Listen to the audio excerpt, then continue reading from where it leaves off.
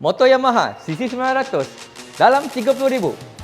Hai, selamat datang ke channel TM Motor World bersama saya Hanif Fazwan. So, hari ini kita ada Tracer 9 GT tahun 2023, harga 53,800 saja.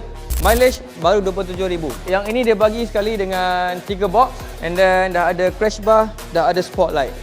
Tayar dia bagi Michelin Road 6, depan dan belakang.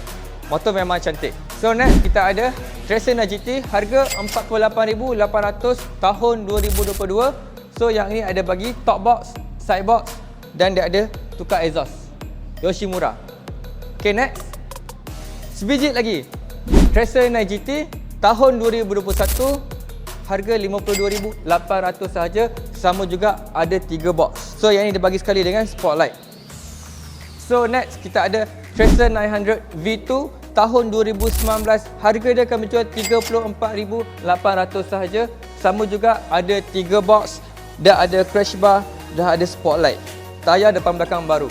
Okay, so next kita ada lagi Tracer 900 V2 tahun 2019, register 2019. Harga dia 39,800 sahaja.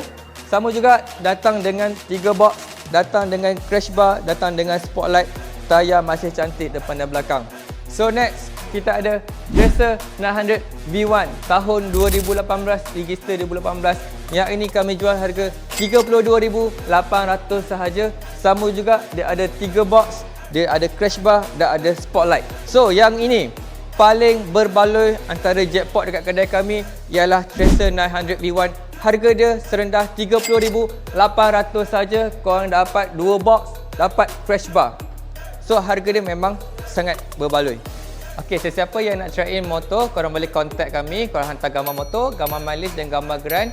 And then siapa yang nak dapatkan motor ni, boleh contact sales team kami. Okey, beli motor, jual motor, cari motor di TM Motor World.